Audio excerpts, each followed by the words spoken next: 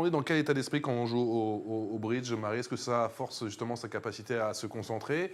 Est-ce que ça développe aussi son sens aigu peut-être de la stratégie? Il faut être un peu vicieux. Ça dépend du type de compétition. Si c'est un petit tournoi entre amis, souvent c'est plutôt bonne ambiance. On n'est pas forcément au Sébastien, ça va, summum mais... de la concentration. Mais quand on joue des compétitions, et ça nous arrive quand même, en tout cas avec Sébastien, assez régulièrement de jouer des compétitions au moins nationales. Bah moi je suis au taquet là maintenant, ça y est. Il faut c'est un jeu tout pourri, je crois. Mais... Effectivement, donc rester concentré déjà sur une après-midi et sur un week-end, c'est long, c'est fatigant. Et rester très c'est comme au poker, parce qu'on en parle beaucoup au poker, effectivement, de cette importance de se concentrer pendant... Oui. Ouais. Et puis il faut mémoriser aussi, puisque chaque carte qui tombe, il faut s'en souvenir, parce que pendant la donne, on peut avoir besoin de se rappeler des cartes qui sont tombées, que ce soit chez son partenaire ou chez les adversaires. Donc on compte les cartes? Oui. Non, c'est ça? Dans l'idéal, on essaye.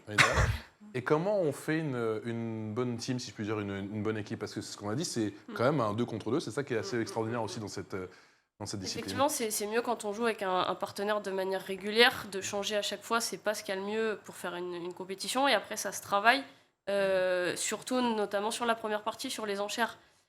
Quand on joue avec un partenaire régulier, on peut aller plus loin dans la signification de ces enchères, on peut chercher à approfondir et être plus précis qu'avec quelqu'un avec qui on jouera qu'une seule fois.